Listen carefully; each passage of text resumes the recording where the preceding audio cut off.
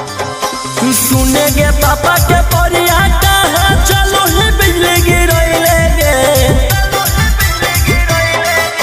सुने गे पापा के परिया कहा चलो ही बिजली गिरैले गे। छोड़ो नहीं बिना पटैले गे आई लव यू जानू बोलैले गे।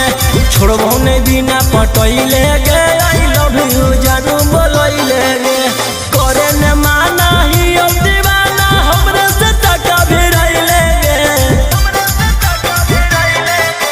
करे न माना ही अब दीवाना हमरे से टका भिड़ैले गे। छोड़ो नहीं बिना पटैले गे आई लव यू जानू बोलैले गे। छोड़ो नहीं बिना पटैले गे आई लव यू जानू बोलैले गे।